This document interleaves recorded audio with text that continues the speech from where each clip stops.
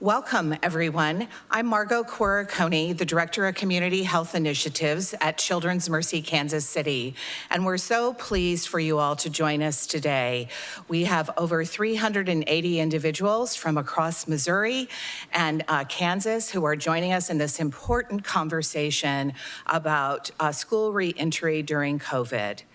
It goes without saying that we're living in unprecedented times, and especially now when we need to be so concerned about risk mitigation without a time of a vaccine.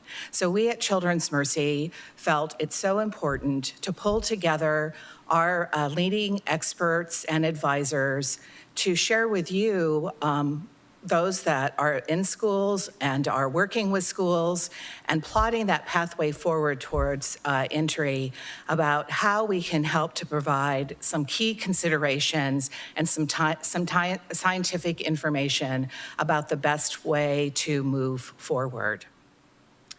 So we hope in today's webinar that we'll be able to provide you with some basic information and an overview of where it stands with COVID-19 in children. We're going to pick out a number of areas that you all identified in your pre-survey as being important and doing a general overview. We also hope today that towards the end that we'll be able to provide a set of resources and tools that will be helpful to you all, and information about how you can continue to connect with Children's Mercy for us to be able to provide you support with your plans as moving forward. So in today's webinar, just a few details. All lines are muted. If during the first presentation that we have, we will open it up for you to be able to ask questions. We'll be able to respond to those questions after all of our presenters and a Q&A session. But don't worry, if we are not able to get to answering your questions, we are going to provide responses to all of those questions and send that as long as with the webinar recording to you post-meeting. In order for us to be able to send this to you post-meeting, we ask that you complete the feedback form. This QRS code on your screen, you can point your phone camera to this, and this will open up the feedback form that can record your attendance at this meeting and then provide us with any additional information about how we may support you. So without further ado, I'd like to turn the podium over to Jennifer Goldman and Jennifer Schuster, our infectious disease pediatrician, that since March, they are all things COVID-19. And they will share with you the latest information and insights related to COVID and children. So again, thank you for joining us. Please click on the feedback survey, and during this presentation, you'll have an opportunity to ask questions. Thank you.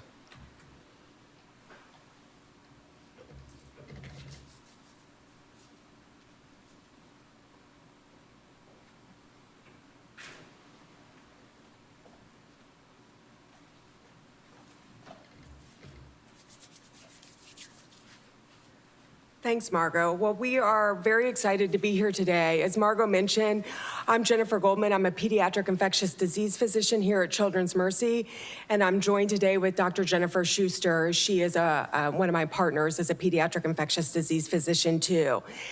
And as you all start thinking about returning to school this fall, we really think it's important to share the most recent data about what we know about COVID-19 in children, because it's different, very different than what we are seeing in adults. So we have no disclosures except that the information that we are gathering changes daily, and so we are providing you the available, most up-to-date information that we have, and we know that it will continue to evolve. So I'm going to quickly go over some terminology because some of this can be very confusing, and just to make sure that we're all on the same page. So CoV stands for coronavirus, and there are many coronaviruses that can cause infection. SARS stands for severe acute respiratory syndrome. SARS-CoV-2 is the virus causing COVID-19. COVID-19, the coronavirus disease of 2019, is the disease caused by SARS-CoV-2. And then finally, MIS-C, which I'll touch on briefly, is the multisystem inflammatory syndrome in children. So our objectives today include reviewing the epidemiology of COVID-19 in children, discussing what is known about the transmission of SARS-CoV-2, identify the unintended consequences of children not being in school and school closure, and then discuss potential risk mitigation strategies for you all to consider as you reopen schools. And so I'm going to first go over the epidemiology, which you all are probably very familiar with. It is hard to believe that it was only December 31st, 2019 that COVID did not exist, but there were dozens of cases of pneumonia of unknown etiology in China. 9 days later, the cause of illness identified causing these pneumonias was identified as SARS-CoV-2. On January 23rd, 2020, Wuhan City was placed on quarantine. January 30th, the World Health Organization declares a global pandemic. And then in January 31st, travel restrictions to China are put in place. So then it was only in February that U.S. citizens started to be affected. And so 400 U.S. citizens were evaluated from cruise ships. In March 1st, New York has its first case. March 7th, Missouri reports its first case. March 15th, the Missouri universities transitioned to online learning. And then, as we all know, from March 19th to April 6th, stay-at-home orders were issued here locally. And then last month, Missouri begins reopening. So these data are readily available to anyone, but this really just demonstrates the confirmed cases over time from the World Health Organization worldwide. And as of no surprise, I'm sure to anyone listening, cases continue to increase. Deaths over time have really kind of stabilized, and this is world data. Thankfully, we do have really good resources locally to be able to look at our local epidemiology of cases occurring in Missouri and Kansas. And I've just pulled Missouri's as an example. And so this is readily available to anyone interested on what's going on at even your county level. You can see that these, Jen and I pulled a few days ago, but over 16,000 cases in the state of Missouri and 946 deaths attributed to COVID. Now, what we really want to highlight are some of these differences when we start looking at children and COVID-19. So this is a figure looking at Missouri COVID-19 cases by age. And what you can see here is this bar here highlights patients under 20 years of age.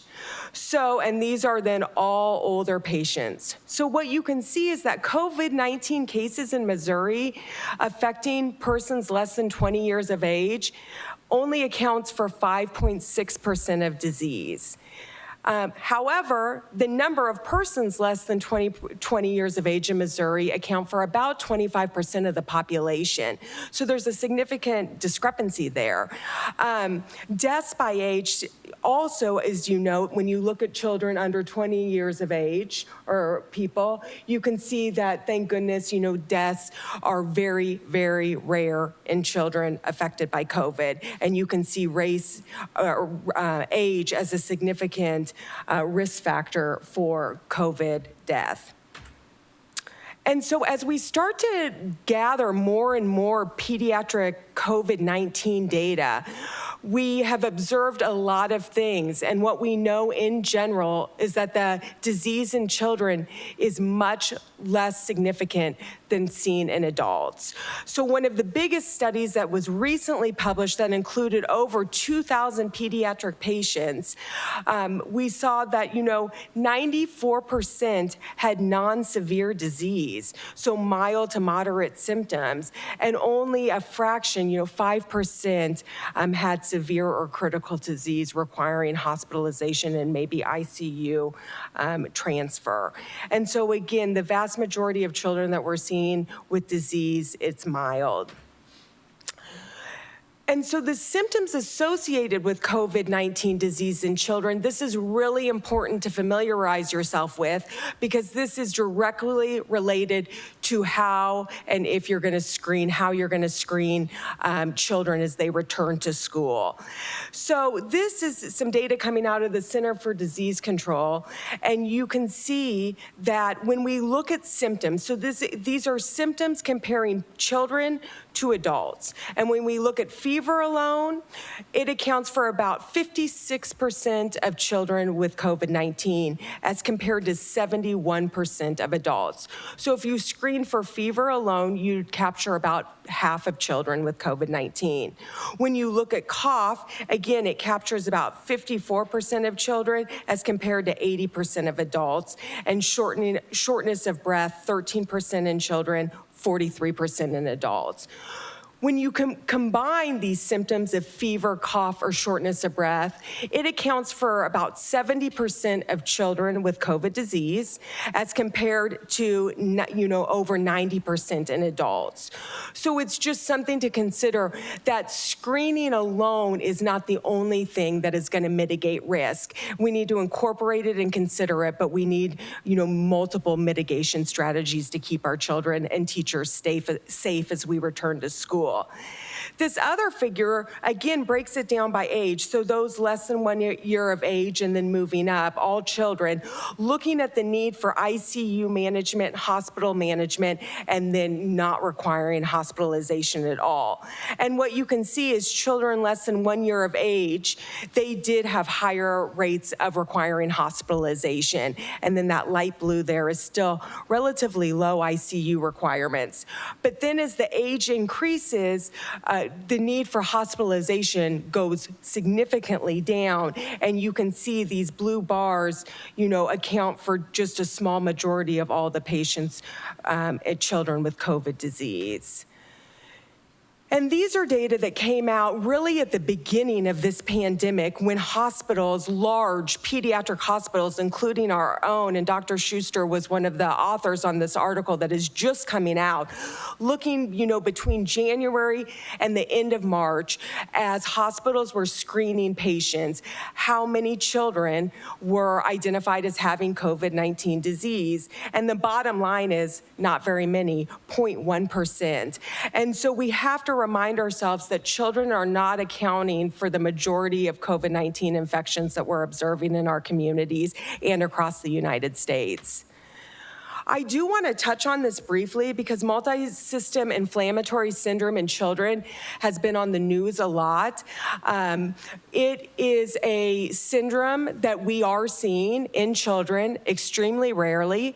And what it is a post-infectious syndrome. So what that means is children have had COVID disease, maybe very mild symptoms, cough and mild fever, and about 3 weeks later, they rarely develop this multisystem inflammatory syndrome where they have often high spiking fevers, some gastrointestinal symptoms that can be severe, and sometimes inflammation of other organs as well.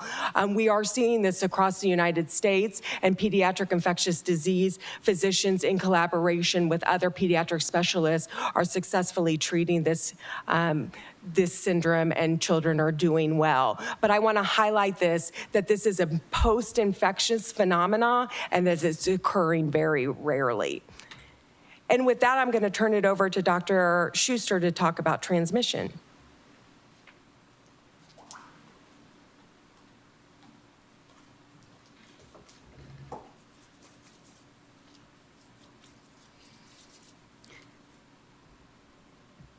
Thank you. So we're going to talk about pediatric transmission and what we know thus far. So the primary mechanism of spread of SARS-CoV-2 is through droplets. And we know that these droplets are most efficiently spread through close contact. So that means within 6 feet or people being closer together. These droplets can come from coughing, sneezing, or even loud talking and land in the mouth or noses of another person. We also know that asymptomatic or pre-symptomatic people can spread this virus, which again will have implications as we think about how effective screening can be.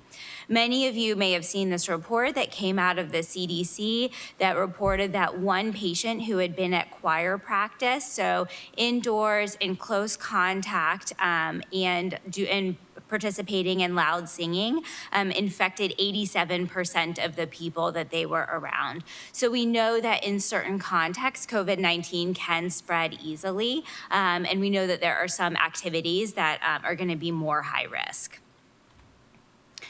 We also know that contact is another but much less common mechanism of spread. So this was a study that came out a number of months ago at this point that talked about how long virus can stay on the surface of a variety of different surfaces. And so what these researchers did is they artificially sprayed the virus on a variety of different surfaces, and then at different time points took samples from those surfaces and then tried to grow it in an artificial cell culture system. So this study got a lot of press because what people were interpreting this as that on stainless steel or on plastic, the virus could live for up to 3 days. So from an educational and school perspective, this has a lot of implications for desks and monkey bars and other things. But the bottom line is we actually have no idea what this means in terms of transmission. So this is an artificial system. We know that the virus can stay on surfaces, but we don't know what that means in terms of somebody going and picking it up. We know that virus can be spread that way, but again, we think that droplets are actually the primary mechanism of spread. And this is something that actually ends up being quite easy to avoid. And this is one of the things that we have been messaging from the very beginning. This is where hand washing is really, really gonna play a key, and avoidance of touching your face and nose and mouth. When we think about how long people are going to be infectious with this virus, we know from really nice CDC data that live virus has not been cultured in people after 9 days of symptoms. And so the CDC has now recommended discontinuation of transmission precautions, which basically translates to when can you come out of quarantine, if you have had greater than 72 hours since the resolution of your fever and improvement of respiratory symptoms, and it's been at least 10 days since symptoms first appeared. So this is really, really important as we're thinking about getting people back into school. And one of the big messages that's actually come out from the CDC is this is an effective way of discontinuing quarantine, and that repeat testing is not necessary to discontinue quarantine. We know that adults and children can shed this virus for weeks and sometimes even months, but this does not mean that they're contagious.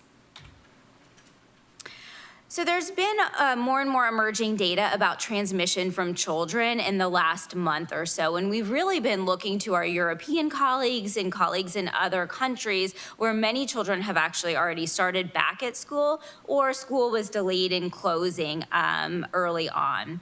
This is a study that came out of Australia where there were 18 people with COVID-19 in an Australian school system. There were 9 adults and 9 children. And the public health system there did a really nice job of doing contact tracing, and they identified that there were over 850 secondary close contacts, so people who were with these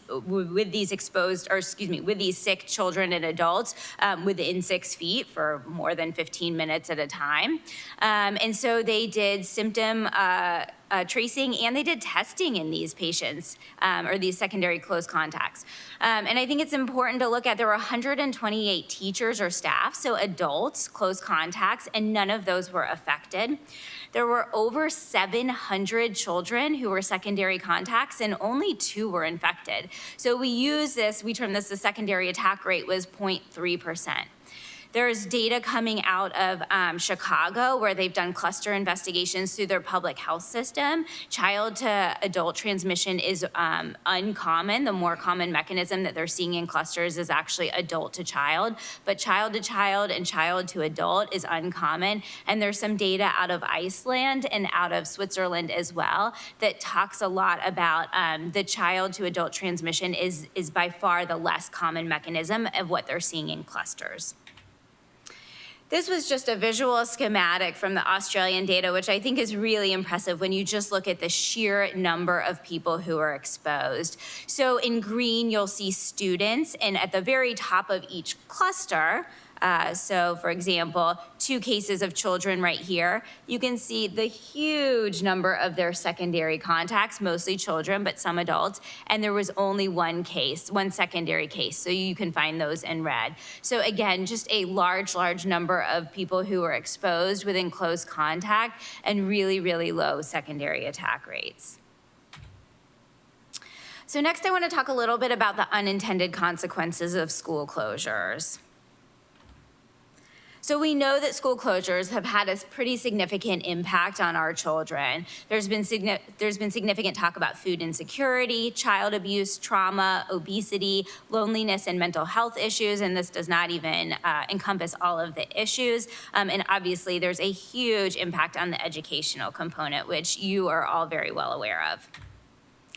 So it's been estimated that coronavirus school closures have impacted 1.3 billion children, and that remote learning is increasing in inequality. So we know that there are numerous children that don't either have the technological devices or the internet bandwidth or capabilities to participate in remote learning. And many of these children don't have the supervision that's available to participate and focus them on remote learning.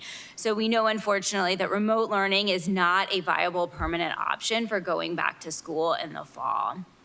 When you look at the bottom graphs, these are modeling data, and I apologize because these are probably going to show up somewhat small, but you can see mathematics on the left and reading on the right. These are test scores, and what modeling is basically demonstrating is that with school closures, what they're terming the coronavirus slide, is that educational testing scores will potentially return to where children were at the start of the beginning of the year. So we know, as many of you all know, that there's a huge educational hit by having schools being closed. And I want to take a brief moment to talk about the non-educational effects of school closures, because I think that this is something that we really see as pediatricians. So the graph on the left is a survey that was done around food insecurity. And what you're looking at on the far left, that orange bar, is answers to the question of, the children in my household were not eating enough because we just couldn't afford enough food. And this was a study in this right here, the orange bar was mothers with children under 12. That black line that's less than 5% represents the answer to that question in 2018. So you can see that this is less than 5%.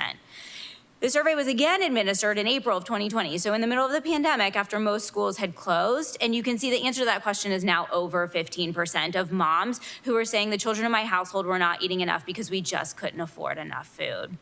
When you look at general food insecurity, which are the purple bars on the right side, so you can see that the question that was asked was, the food that we bought just didn't last and we didn't have enough money to get more.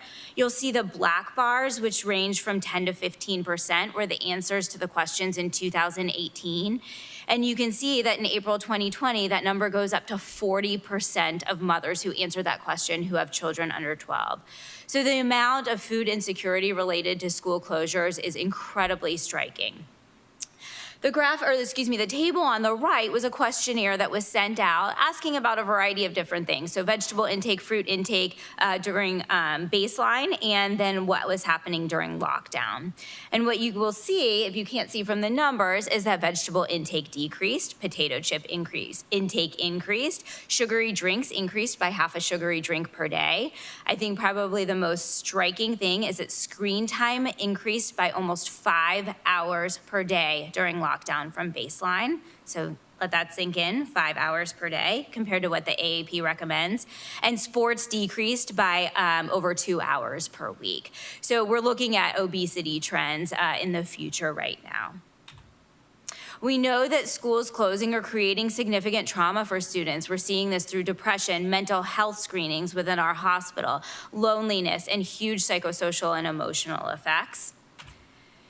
And we know that child trauma is one of the huge unseen harms from shutting down America's schools. We know that through the school system and mandated reporters, approximately 1 in 5 reports of child abuse and neglect come to the Department of Family and Children Services.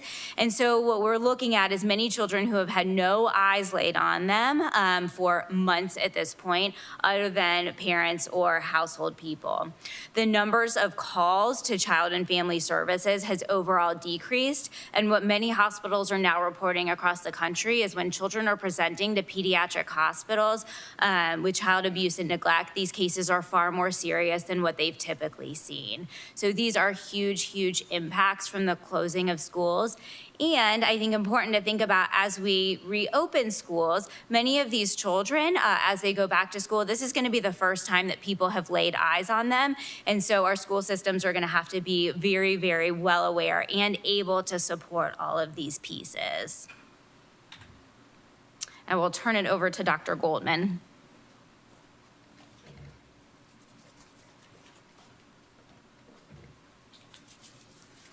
Okay, so now the important part, how do we get kids back to school safely? What are some risk mitigation strategies that we can do as we enter late summer and fall? So there's been a lot of questions about identifying your high-risk children and how do we do that as we consider getting kids back to school safely. So older age and underlying diseases in adults definitely puts adults at higher risk for morbidity and mortality associated with COVID-19. In children, it looks thus far that patients with underlying diseases, the risk of COVID-19 is similar to other viral and respiratory infections. And so what do I mean by that? We are not seeing a lot of children overall requiring hospitalization and ICU stay, which is great. There's a study that just came out looking at 48 children requiring pediatric intensive care at different hospitals in the United States. And what they found was that, most children did have some comorbidity that ended up going to the ICU. Many, up to 40%, were medically complex. Some did have immunosuppression and malignancies. And then obesity was also identified as a risk factor. That is a similar finding when H1N1 influenza back in 2009 occurred. Morbid obesity was identified as a risk factor for H1N1 as well. And so from the medically complex population, what they identified is that long-term dependence on technological support, the children who require tracheostomies and ventilatory support, those children are at higher risk of, severe infection as they are with other viral respiratory illnesses. And then extreme ages, like I mentioned before, children less than 1 do require hospitalization more frequently. But again, what we know is what we're seeing currently is that these are similar risk factors as observed in other respiratory illnesses. So how do you weigh these risks and benefits as you consider, getting children back into the classroom? I think the data thus far suggests that children being out of school, that risk outweighs, the COVID-19 risk in our pediatric population. Given that, though, we have to keep students and parents and teachers safe. And how do we do that? So I'm sure many of you are very familiar with the CDC algorithm that kind of walks you through all the considerations and the check marks that you need to achieve as you considering opening up your schools. Dr. Schuster and I have really broken that algorithm down into actionable items. And so there are 3 categories. The prevent infection or safety actions, which you can see that's the longest list. So that's great because these are things that you all can do, and they're actionable items at your school. Contain, so you have to be able to monitor and prepare, and then respond. So school closings have to be, on the radar for if and when they are needed. So I'm gonna walk briefly through some of these prevention strategies, and then Dr. Schuster will go into more detail. But screening is obviously one prevention strategy to get children back safely and to identify potential children and teachers that may have infections. As Dr. Schuster alluded to, from the data that we have currently available, it looks like our adults are transmitting infection more frequently than children are transmitting infection to adults. And so when we talk about screening, we're talking about everyone in the school needs to be screened. Another thing that is really changing in the era of COVID is that ill children and staff have to stay home. So the days where maybe I dose my child with Tylenol before sending them to school if they had a low-grade fever, those days are no longer. And this needs to be a commitment and conversation that is starting now with families. As we try to get children back to school, the families have to be committed, and teachers have to be committed too if they're not feeling well, that they don't go to school, and children are not sent to school if they are ill. Hand hygiene, social distancing, masking, cohorting, which Dr. Schuster is going to discuss, and then the restriction of visitors as much as possible. And so then containment obviously also becomes a major topic. So what happens when a child has COVID-19 in the school, because it's going to happen? The most important thing is knowing who is ill and who has been exposed. And that links really nicely back to the prevention strategies. So if you cohort children, you know who they've been exposed to, and there's a positive case, you know exactly who to monitor and look for symptoms and potentially send home. And so, restrict other exposures. And then finally, school closures when needed if there are many cases in a school. I'm going to switch this back over to Dr. Schuster to wrap things up.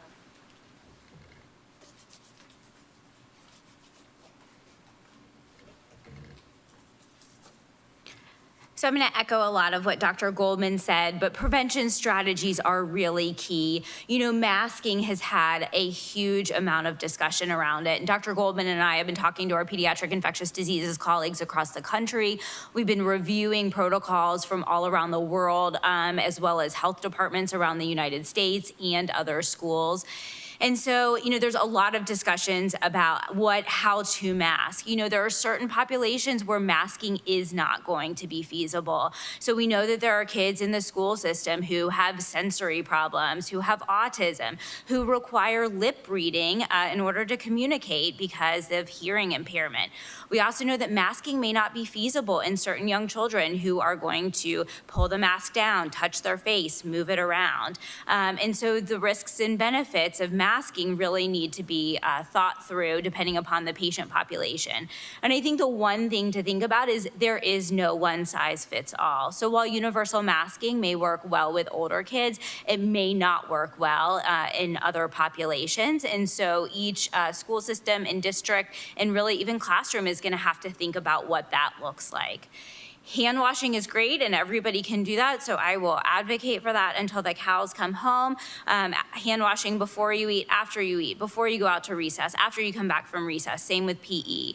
Screening, Dr. Goldman talked about a bit, and so screening strategies are also going to vary. So perhaps you can ask questions of a high school student, but that may not work well for a young child.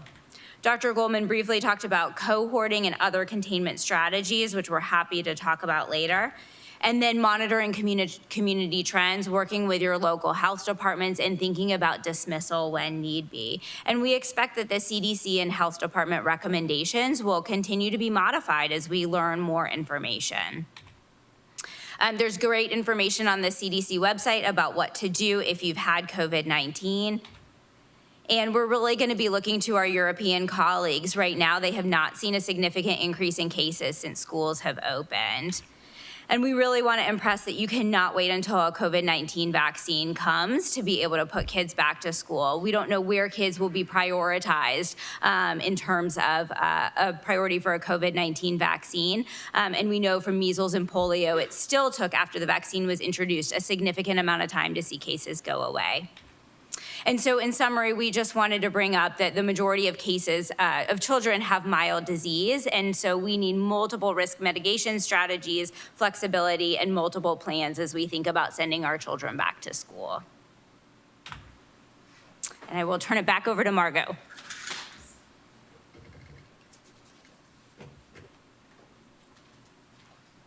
Thank you for that excellent presentation.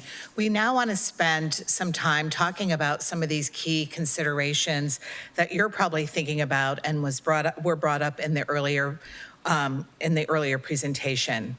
So as you see, there's many pieces to this puzzle, and the most important thing is continuing to be informed, be transparent with your communities, collaborative, and remain flexible. We know that the research and the information continues to evolve. There are a number of expert panels, such as the National Academy of Engineering, Science, and Medicine, that are currently convening a group and will come out with recommendations in July. Just this week, Massachusetts Department of Health came out with school guidelines. At the end of this presentation, you'll see a link for the National Council on School Facilities, and they have included all the state guidelines and the local school district guidelines that are coming forward. So you can click on those links if they're available. Very helpful and important. What I just want to share with you are just a few slides to rethink about what were some of the highlight points. Really, the CDC recommends looking at the hand washing, the masking, the social distancing, the cleaning, and the monitoring of health, how you're going to monitor the health. So that this really nicely connects with the continuum that our pediatricians brought up earlier. And one of the important points that is to think about is who at your school district and then who at your schools are the key contact people, the key contact individuals who are going to have knowledge, address, be able to troubleshoot any challenges, be those lead connections to the health department. And then, of course, thinking about those vulnerable populations, sick children, and your building environments. The screening, and this was addressed a little bit earlier, it really starts at home, and there's a continuum of screening from what happens at home, what happens on the bus, and what happens in the school environment. So the parent education, the staff education becomes increasingly important, and parents making critical decisions at home, knowing how to contact the school when appropriate. Here at Children's Mercy, we have an option for our staff where we're able to screen actually in our parking lots, and where you can go through and as staff members screen for the 3 questions. Then we come into the building, we show the results of those 3 questions that have been done electronically on our cell phone. You can see today I'm green on mine. I show this to the internal screeners, and then I am temperature checked. So there are a number of ways to go about doing this. You'll need to talk with your local regulations and what that looks like. North Carolina has some especially good guidelines that I just want to share, and they are referenced in that link I spoke to earlier about the questions that they ask their staff, their visitors, and their parents upon coming into the building. They also have a program of how they screen students. They also then, and you'll need to develop this, once you do the screening of COVID, what are the guidelines of when somebody proceeds into the school, somebody needs to go home if they have symptoms. So this will be an important part for you. And then guidelines related to returning to school. And again, this is really community-based, based on the best knowledge that we have, based on our your local pediatricians, based on guidelines from the health department and other state and governmental agencies about what happens when you return to school. Of course, social distancing, one of the big things is looking at how you're going to manage your building. You know, you're not going to be able to come in through all the entrances that you've done before. You're also going to need to develop pathways through the building to maintain that 6 feet apart and stop the congestion. That includes not only the kids, but also the staff members in your buildings. Transportation, we know, is a big push. Masks should be worn on buses, so you're going to have to think about having bus drivers, whether they will be passing out masks, whether or not you can allowing siblings to sit together, and then what type of spacing to use. And the CDC has guidance with this, as well as some of the other state guidelines for this. We talked earlier about the cohort, and this is the cohort or the bubble model, which the CDC is promoting, is one of the more powerful models in managing the students in the classrooms. And then, of course, related to masks, and this will depend on what's happening locally, how you can manage this, age ranges of students with masks, and so there needs to be great discussion related to masks. I'd now like to go ahead and turn it over to talking about the school building in general. And to do that, we have Luke Gard, who is our Healthy Schools Program Manager in our Environmental Health Division.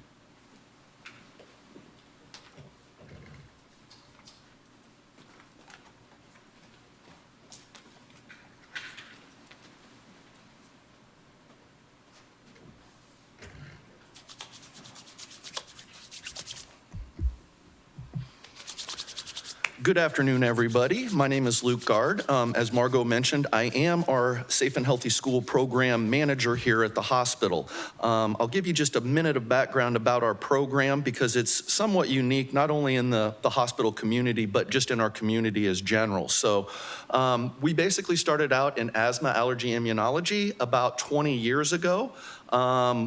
We have been moved over to toxicology and therapeutic innovation in the last 3 years, which I think is going to be a better fit for us overall long term. But basically the program, the environmental health program, goes out into home schools and daycares to assess those environments, and then we make recommendations to families, child care providers, and school officials on how to improve those conditions, which should improve the health of those occupants in those buildings. This is basically some of the key activities that we undergo as part of our Safe and Healthy School Program activities. We have a variety of different trainings available, everything from administrators to nurses to custodial and maintenance staff. We do try to work with the districts to evaluate their existing policies and make recommendations based on any maybe deficiencies that may be observed. We perform proactive environmental assessments. So we are actually contracted with several local school districts to routinely and proactively assess their buildings, which provides them great baseline information. And the goal is to hopefully catch issues before they actually become issues and that are maybe impacting the entire student population. We also perform complex environmental investigations based on specific health complaints. That can be staff or students, or based on specific building issues, moisture issues, HVAC issues, et cetera. One of the things, and this is a timely bullet to discuss here, we are also able to assist with the media relations and maybe some of the legal issues that you guys may be discussing right now. And obviously with the emergence of COVID-19, we are going to provide as much guidance as we can to the districts, and we're here as a resource for you guys related to cleaning, ventilation, basic building management in these times of COVID. I included this slide. This is actually from a new document that just came out a couple of weeks ago, and this was from a GAO report on school deficiencies. And the last report was done actually in 1995, so this one was 25 years in the making. There's two things I want to point out. The first one is that a lot of the conditions and deficiencies that we saw back in 95 still exist today in buildings. So due to budget shortfalls, financial challenges, and all the things that you guys are familiar with dealing with on the school district side, that is basically impacting things. I also wanted to put this slide up because I really think this gives you guys a holistic view of the things that you're going to need to be considering as we move forward. And what I want to point out is our program kind of occupies that gray area in the middle. And we definitely can serve as a resource on those key building systems and features, but also on various priorities when you may be upgrading buildings, particularly if we're making upgrades for COVID. As has been mentioned earlier, COVID has definitely created some uncertainty for you guys in the schools and the school districts. I think we're all going to be reopening somewhat normally, but there's going to be some caveats and some limitations to that, and many of those have already been discussed and will be discussed as we move forward in this presentation today. Having that plan in place to address those concerns and issues proactively is going to put you much ahead in terms of being able to respond appropriately and manage any outbreaks that you may have in your school, in addition to preventing those outbreaks from occurring. So we're going to basically tackle this kind of two ways from the facility management standpoint. One is we're going to have to do some additional cleaning and disinfecting, and the other is we're going to make maybe some slight changes in our ventilation systems to manage some of that risk that we may have associated with the COVID virus. And you guys are well aware the ultimate goal of this entire process and what you guys do on a daily basis is to provide the safest and healthiest learning environments for both students and staff. So I want to talk a little bit about one of those two prongs that we just discussed, and that is the cleaning and disinfecting that we're now going to be doing. About 7 to 9 years ago, we had a paradigm shift where we started cleaning for health rather than cleaning for appearance.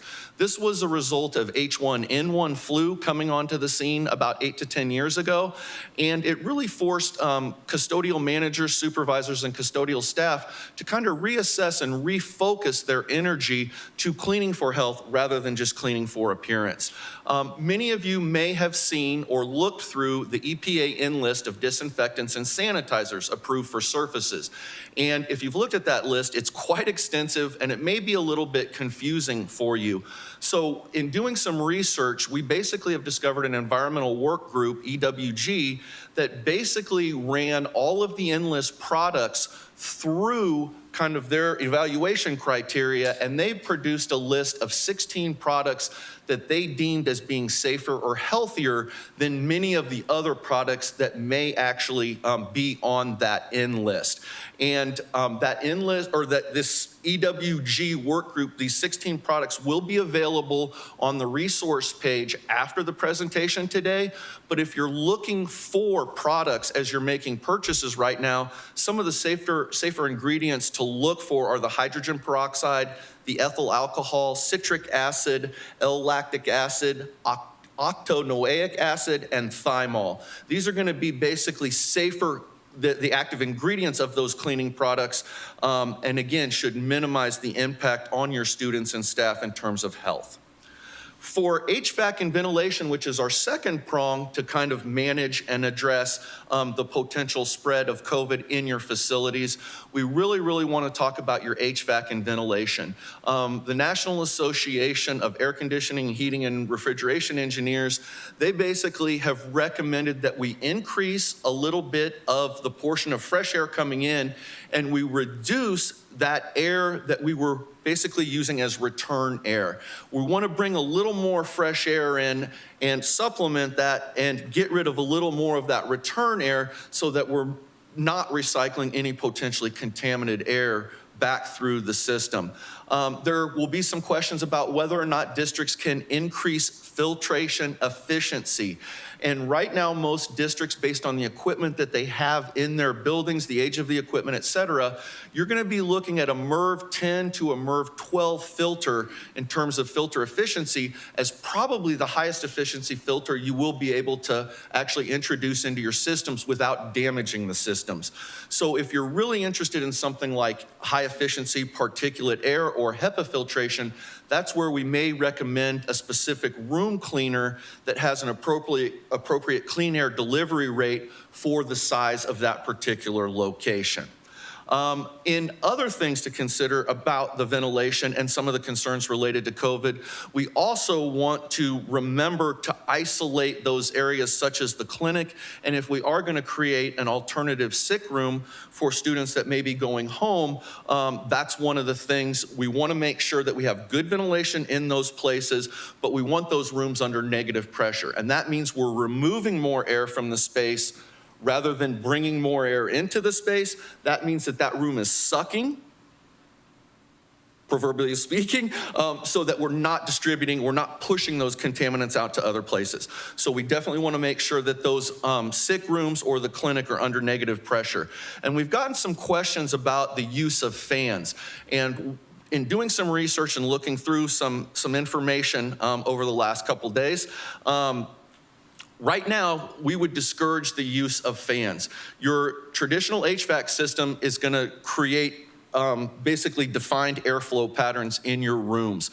Once you go ahead and introduce that fan, now we may be moving air around that may create additional exposures that are unintended. So at this point, we would discourage the use of fans in those spaces.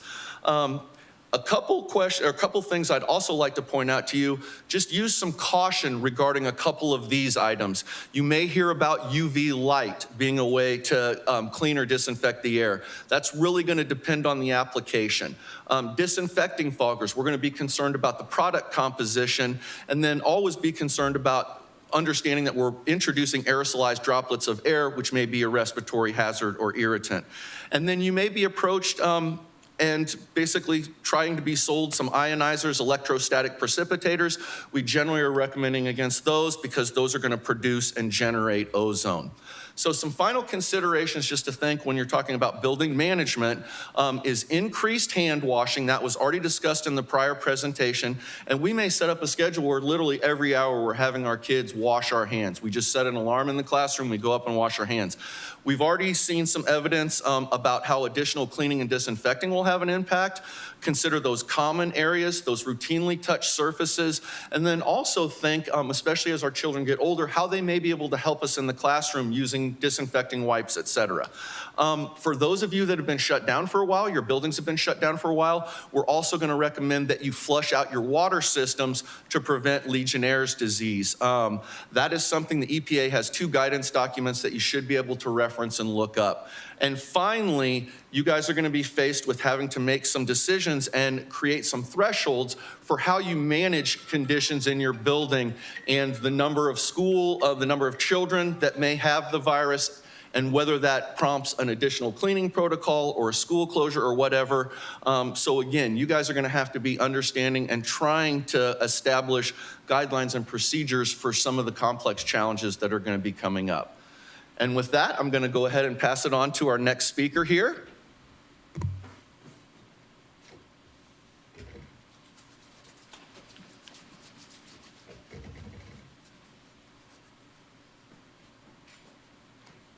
All right, thank you, Luke. My name's Nicole Fillingame. I am the Sports Medicine Outreach and Athletic Training Manager here at Children's Mercy. I want to take a minute to acknowledge some of my colleagues here at Children's Mercy that helped to create our game plan for returning to sports. So Dr. Amal Purandare with infectious diseases, and then some of my colleagues in the Sports Medicine Center, Dr. Brian Harvey, Dr. Natalie Stork, and Dr. Donna Pachica. So we have about 20 partnerships on the Missouri and Kansas side of the state lines. And one of my roles is to manage our sports-related outreach services along with manage our athletic training team. So as you can imagine, over the last several months, we've been preparing to help our partnerships and really anyone who's looking for some recommendations to return back to sports and how we can do that safely. And so I think just acknowledging that this is an ever-changing situation, like many of our speakers have already said, that it's okay that we can say to our athletic directors and our school administrators that we may come out with some of these recommendations, but we're going to have to adjust as the phases continue to change. And as we move into the phases, what recommendations do we need to alter and what the CDC says and our local health authorities and health departments are saying. And then again, acknowledging that there's some risk as we return to sports. There is no strategy that's going to completely eliminate the risk of the spread of COVID-19 as we return to sports, but what can we do to eliminate that risk is what we're going to focus on today as we as we talk about that return to sports. And so we've talked about who our experts are already, but for sports, who do we want to look to for that guidance? And so one of the organizations that we like to look to for our guidance for sports is the National Federation of High School Sports. They came out with a nice document. It is 16 pages, but it does have several recommendations in many different areas on considerations for our schools to be looking at. And so I often refer our school partners to this document. It has a lot of great information, and it also has a good document for reporting and other questions that I get. So if you are interested in that document, feel free to reach out and we can help get you to that. But then we also need to look at our state high school associations. And so for us, that's our Missouri State High School Association and our Kansas State High School Association. And Kansas State High School Association came out with some return to summer guidelines for our schools in Kansas and Missouri as well. And so we use those guidelines and help our schools return. And then we also have our adjunct and our complementary experts is what we would consider ourselves. And we have other recommendations that complement these experts. And so what our primary recommendations for our schools really focus around what we can do to prevent the spread of coronavirus. And so one of the things that we think are most important are these screenings, and we've talked a lot about that today. But we really think the screenings for the athletes is feasible. And so what is a part of the screening process? Well, we've talked about the temperature checks. We do think this is feasible for our athletes and our coaches and our school participants, our refs and our umpires. Don't want to get too much into the spectators right now, just because we're focusing on that return to sports, and we may see some additional guidelines come out later as it relates to spectators. But along with that screening process and temperature checks, there's a series of questions, just like Margot stated, that we have at the hospital. We also have that screening process of questions at our schools that go along with the CDC guidelines and those questions that we ask to our athletes. And so create your team. We want you to consider what that team looks like. If you have an athletic trainer, that is a person that you would consider doing your screenings. But what other team members might be able to help with that?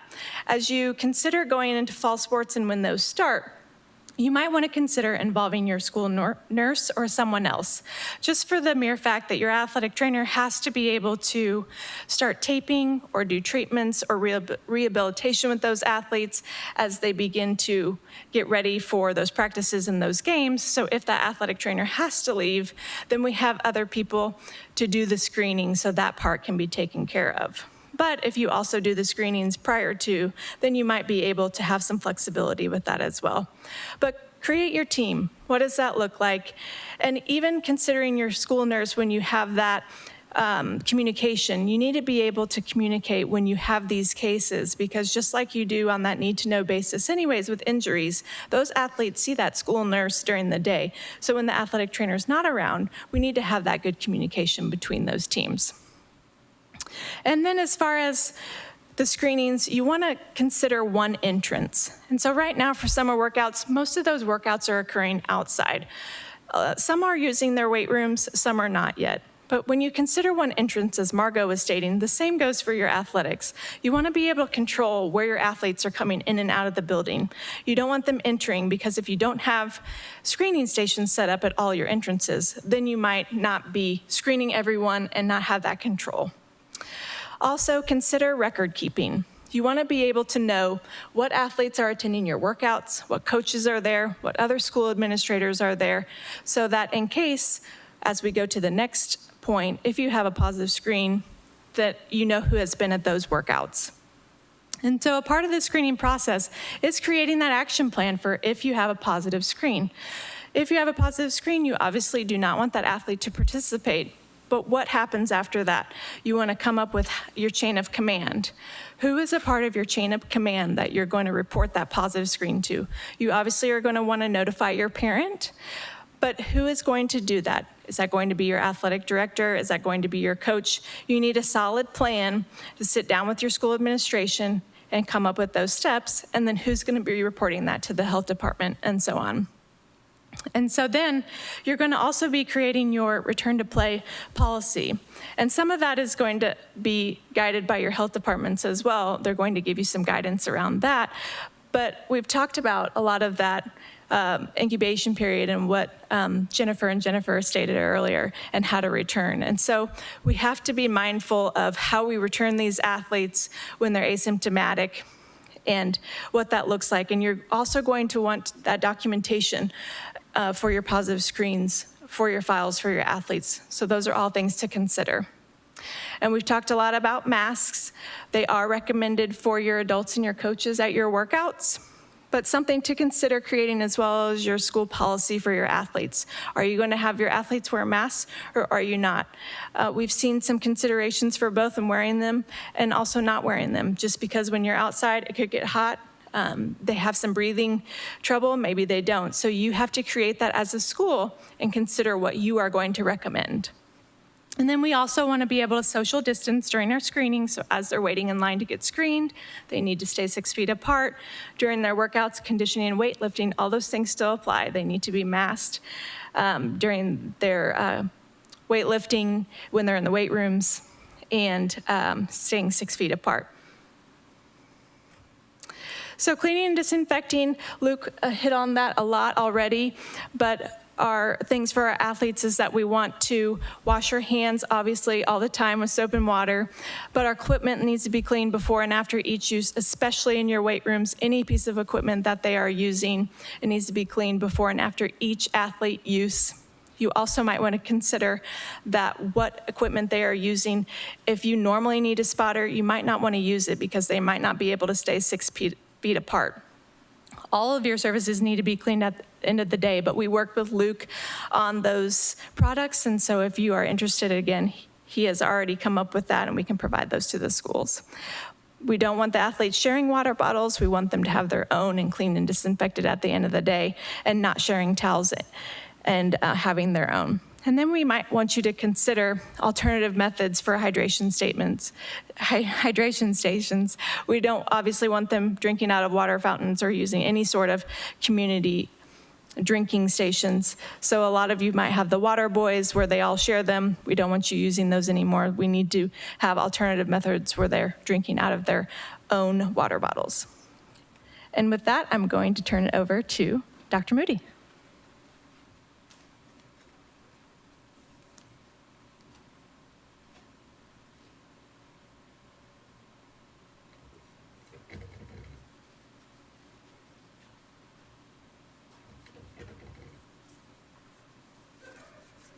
Hi, I'm Dr. Simone Moody, and I'm a clinical psychologist at Children's Mercy, and I'm here to provide you with mental and behavioral health considerations as it relates to teacher and staff, children and families, and your policies and procedures. So I'll start with teacher and staff. If you can, I would consider having teacher and your frontline staff as involved as possible through this process of determining what your school's reentry is going to look like. If they can be involved and really understand the why, then they're more likely to comply, which is what we need them to do to keep our children and our students safe and healthy. Ways that you can do that is by soliciting information from teachers and those frontline staff about what their priorities are, what's feasible for them. My personal favorite is creating work groups around issues and trying to problem solve what are the best solutions to those issues, and getting teachers involved, getting them a seat at the table in the decision-making process, since they will primarily be the ones implementing the day-to-day procedures. It's also important to consider offering trainings in evidence-based mental and behavioral health. In particular, trauma-informed care trainings are highly encouraged. One of my colleagues talked about the effects of school closures and high risk of potential trauma or other significant stressors in your students. There's also youth mental health first aid trainings available for some of your for some of your staff members of older students, and that's actually free for schools in Missouri. And also considering some behavioral classroom management training. I do anticipate there may be an uptick in disruptive behaviors as students are adjusting to the changes. Teacher and frontline staff mental health is also extremely important to consider. Staff well-being is essential to promote our student well-being. we need school staff to be in a good place. We need them to serve as great role models for student adjustment. We want our teachers and our staff to be calm. We want them to be flexible, and we want them to be accepting of the changes that will be in place. I also think it's important to explicitly list mental health supports to your staff. And you can start by doing an inventory of your existing resources. What do we have, and how can we make sure that our staff are really aware of what those options are? So those might be formal, talking about mental and behavioral health supports through benefits, insurance benefits. It could be informal through teacher support groups that you may have, where we can kind of focus a little bit more on school reentry. You can also get pretty creative. I know with budget cuts in the works, we potentially can't add staff to your team, but you might be able to take on a different model similarly to what we did here at Children's Mercy. So a few of my colleagues actually stepped up and offered groups to our frontline mental health providers through the COVID-19 pandemic to help support them. So they took on a little bit of a different role, but it was really helpful to create that team effort. So school counselors, school psychologists, other mental behavioral health staff that you have may be able to provide that for free. Also, your social workers may be able to help identify resources in the community that will be available to your staff. And finally, considering promoting self-care in your teachers is really critical. Finding ways to boost morale, making sure they're getting adequate breaks, and that they're able to take a step back from all of the changes. Moving on, talking about student and family considerations. So we know that students were not in the same boat during the storm of the COVID-19 pandemic. So how can we really accommodate for those different needs and foster each child's well-being? Well, you all are experts as that, as you work in the school, but some other mental behavioral health considerations are to really get student and family input throughout this process, to make sure that your procedures are simple and they're clear, so that if my daughter in pre-K came to your school, she would know exactly what to do to stay safe. Also consider offering choices when possible. So in a time of uncertainty where some students and families may be feeling helpless, giving them some control, giving them some choices that they can make may be helpful to their well-being. And then the difficult thing to do will be to allow enough time to refine your processes, and balancing that with giving enough lead time for families to be able to prepare for childcare, their work schedules, and then also giving their students enough time, or their kiddos enough time, to adjust to the changes that are going to take place. And finally, finding ways to create a line of two-way communication proactively before the school year starts for students and families, but then also reactively once kiddos are back in school. So maybe there's an email address that students can submit questions that they have about the changes, and there's a response team involved in getting back to those families. More specifically and directly related to student mental and behavioral health, you want to get those work groups together again to figure out how are we going to assess children, to identify which students may be of concern. And so just considering child and family self-report, if they're reporting a problem or a concern, that would raise a red flag that maybe we need some intervention. Also, if you're noticing that a student's emotional and or behavioral functioning has significantly changed for the worse compared to previous school years, that's another red flag. Or is their current level of emotional and behavioral functioning interfering with that child's ability to effectively participate in school? And then once you identify those children, determining what do you do now? And so again, I would encourage you to do an inventory of your current resources and trying to figure out, is there a way to shift resources or programs to address school reentry if possible? So I would imagine there are going to be a number of students who may have experienced trauma or significant stressors. I would imagine there's going to be a lot of anxiety and fear in coming back and worried about getting sick. I would also imagine there's going to be an uptick in disruptive behavior problems as there are changes in the school process. You can also get creative and find ways to connect and collaborate within your school and outside of your school. So you may consider, if you don't already have it, establishing a volunteer staff mentor program. So if you do identify a student that's having a hard time adjusting, finding a way to pair them with a trusted adult that they can connect with and build that trust and help their adjustment back into school. And similarly, you may be able to do that peer-to-peer as well. Also finding ways to collaborate with outside mental health professionals like myself or other health professionals on coming up with plans to help a student adjust or maybe work a little bit more in depth on those mental and behavioral health issues. So I volunteer myself for my patients that I see to help with those reentry plans. You also have your local community mental health centers available to try to collaborate with. And then moving on, talking about policy and procedure considerations, I couldn't emphasize enough to really allow enough time for teachers to be able to build that relationship with students, and that's really gonna help mitigate some of those adjustment problems that we might be seeing. Teachers may be wearing masks. They're gonna be at a social distance, most likely.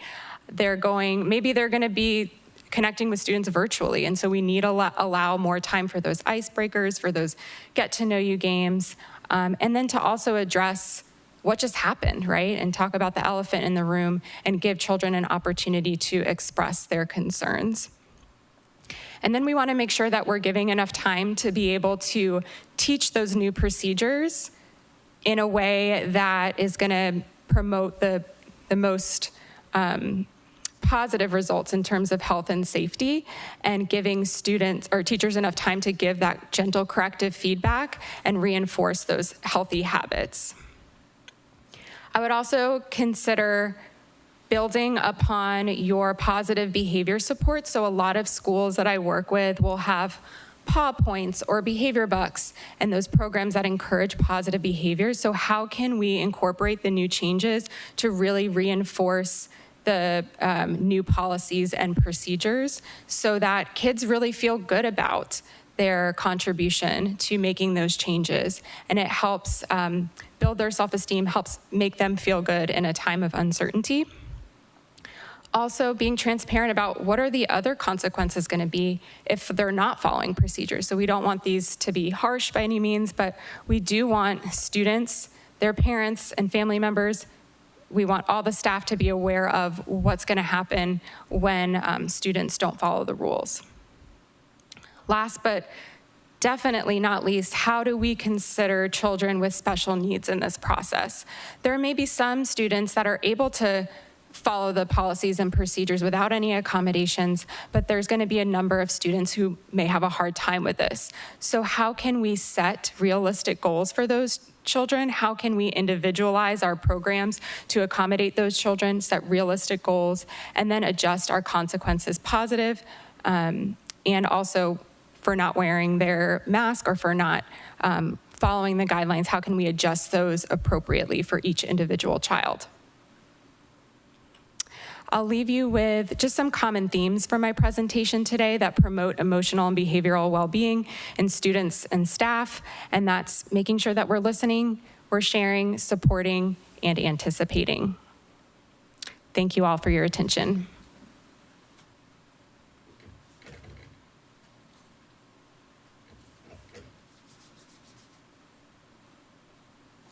Thank you, Simone. We'll now turn to the questions and answer period.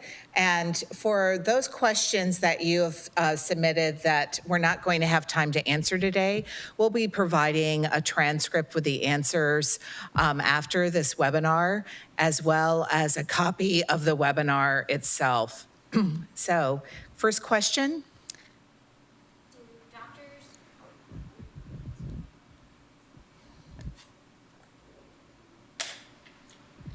Sorry about that. Can you hear me now? Yes. Okay. Do doctors recommend that children wear masks in schools? Should schools require children to wear masks?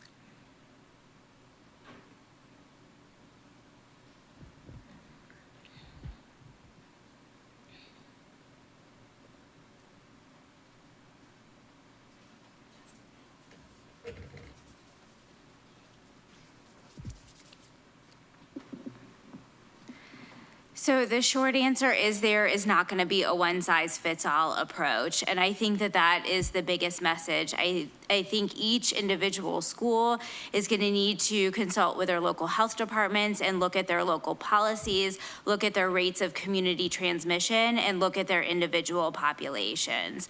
So it's going to be a decision that needs to be made on the local school level. Thank you. Next question?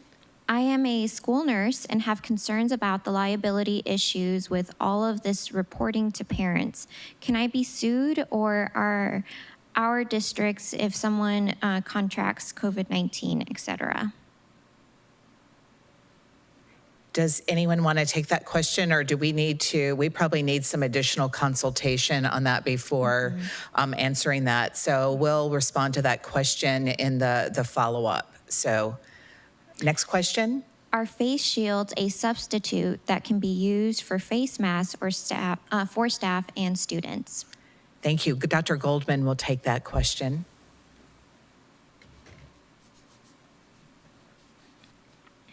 Yeah, that's a great question. And no, face shields cannot replace masking.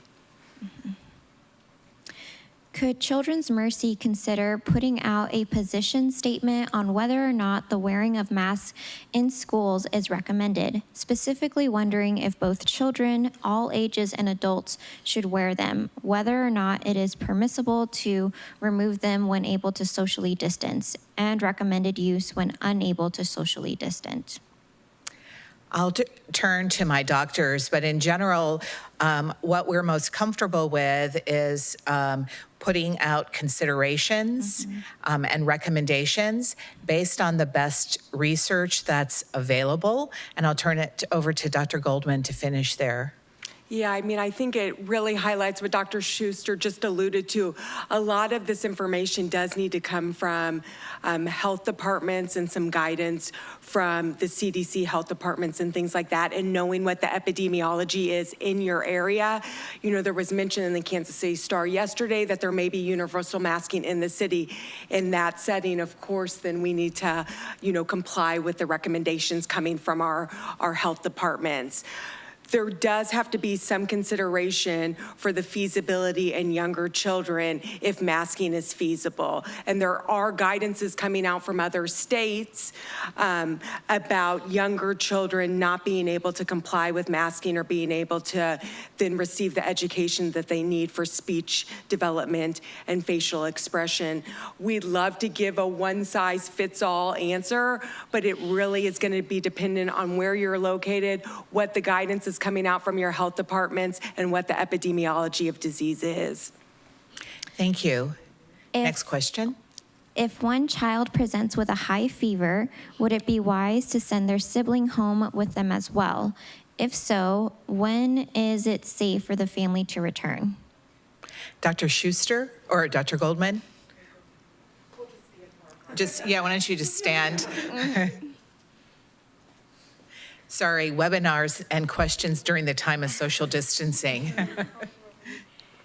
So any child with a fever should not be in school, and so that child needs to go home. In terms of their siblings at school, again, you know, I think that some of this guidance is going to need to come from the health departments, and it will be based on the local epidemiology of how much COVID-19 is in the community. You know, right now the CDC is recommending quarantining for 14 days any close contacts of somebody who is COVID-19 positive, but when in the situations where it's not known yet if that person is, I think that guidance is going to be based on local spread epidemiology and the health department guidance. Great. In light of the importance, I'm sorry, I actually skipped one, so let me just go in order. Does wearing a mask all day at school lower your oxygen intake? Good question. No. So we are universally masking, except for when we directly come up to the microphone to talk to you guys. You know, in the hospital, and actually most hospitals across the United States are universally masking. Our patients, which we're a pediatric hospital, so our patients are masking as they're coming into the hospital. And so, no, there is no evidence that wearing a mask all day lowers your oxygen. Thank you. In light of the importance the CDC continues to place on social distancing and their recommendations to cohort students, is it advisable that schools approach the re-entry process by using a hybrid school model to decrease class sizes? Yeah, so that's a great question, and that kind of goes back to, again, the risk and benefit of getting children back in school, and the data suggesting right now that there is a benefit of getting children safely back in school. And so there are many practices outlined on the CDC guidance of how to do that safely, recognizing the fact that not every classroom is going to be able to socially distance children all the time for 6 feet. Especially, I do want to highlight young children may not be able to, stay away at 6 feet at all times. And so what the CDC and many other, regulatory bodies have suggested now is in this cohorting process. And the point of the cohorting process is to then know exactly who has been exposed. So then in case there are cases, you don't have to shut down the whole school. You know exactly who's been exposed. Again, the data suggests thus far that children are not spreading it at a very high rate, but you know who's been exposed, who to potentially send home and resume online learning while they're at home because they may be completely well, but having to stay at home to keep others safe. So when I think of the hybrid model, that's what we're really thinking of, is being able, if children have either had infection or been exposed to someone with infection, to decrease exposure to other people. They may feel completely well, but have to stay at home doing some sort of online education until they can safely return to school. Great, and time for one more question, and then we'll have to take the other questions to provide you a written response. What do you recommend as far as reporting positive tests to other families in a school?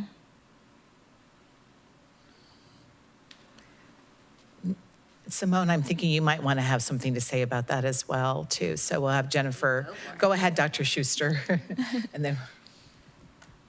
So I think that this is going to be, policies that the schools are going to have to develop, and in conjunction with the health departments. The health departments are doing contact tracing right now, and so, I would advise people to work with their local health department, determine who has been exposed, which again goes to cohorting.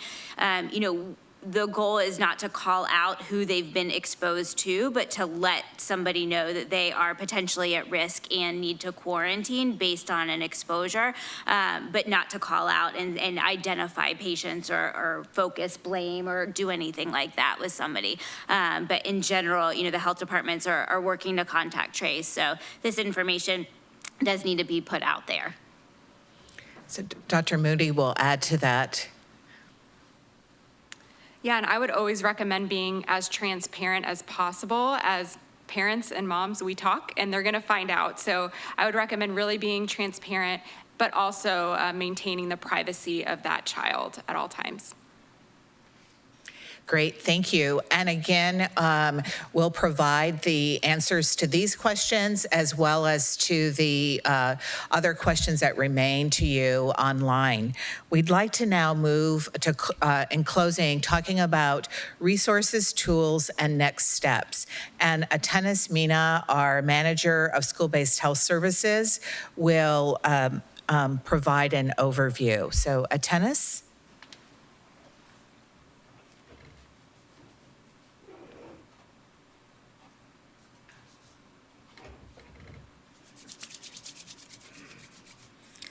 All right, so good afternoon, everyone. I am Atenas Mena, Manager of School Health Services at Children's Mercy. I wanted to close by providing you all with some resources and tools that will support your efforts in moving forward. We value the relationships and partnerships that we have with our school districts, community organizations, health departments, and other health entities. And we are working to providing the most relevant information for you. As you can see on the screen, we have a link to our school health website. This website currently contains great resources such as the recommendations for a safe return to sports and physical activity, along with easy how-to videos on how to put on a mask properly and being able to take it off properly, as well as washing hands.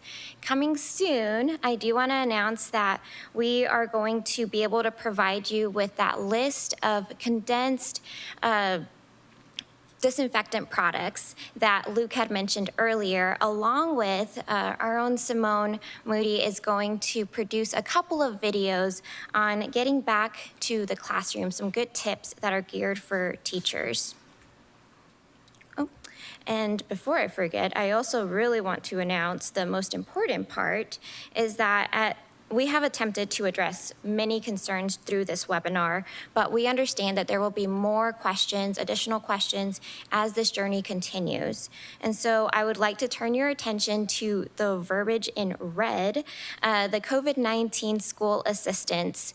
This is a link that is available on the school health website. What we are encouraging is for our school district leaders to go to this link if you have upcoming questions, concerns, requests, and we are going to filter our requests through there. If we happen to identify a hot topic that keeps being brought up, we may determine that the best course of action is to probably host another webinar to make it available for everyone. Either way, we really want to use this as a streamlined approach of improving our access, well, your access to us and being able to provide you with some guidance and resources. Here are a list of additional resources that we relied heavily on, and they're available for you all to also refer to, along with other resources that are more tailored and geared toward mental and behavioral health. It is important to note that Children's Mercy is hosting its 42nd annual School Health Conference. This time it's going to be virtual given the current circumstances, but it is scheduled for Friday, July 31st. And this webinar is intended for school nurses and school health professionals.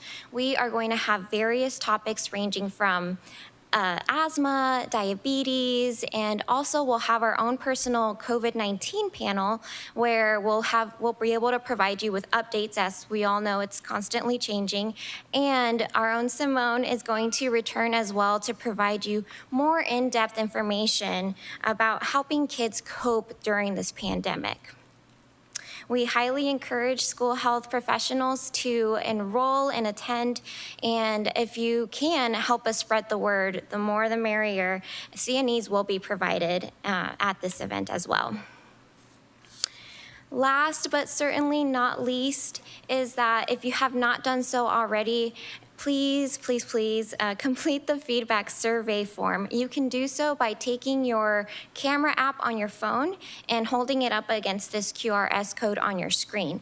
If you're having issues with that, please refer to the chat room where we have been able to paste in there the link that is available to you. It's the same link that is up here on the screen. The survey serves for two purposes. The first being is that it will help provide us attendance, and so that way we can have your emails, so that way we can be able to send you a follow-up email. The follow-up email will contain materials such as the recording from today's webinar, along with the registration link for the upcoming webinar on the School Health Conference. And as Margot had mentioned earlier, we will also provide you with a summary of the questions and answers, including those that were not able to get answered today, given our limited time. The second reason is that your feedback will help guide us in what direction we need to take. What resources do we still need to develop, and how can we best serve you? Children's Mercy remains committed to helping you provide a safe and healthy environment for your students and your staff. I really just want to say thank you very much for joining us on this webinar. We are very appreciative. Please reach out to us if you have any more questions or concerns. Thank you.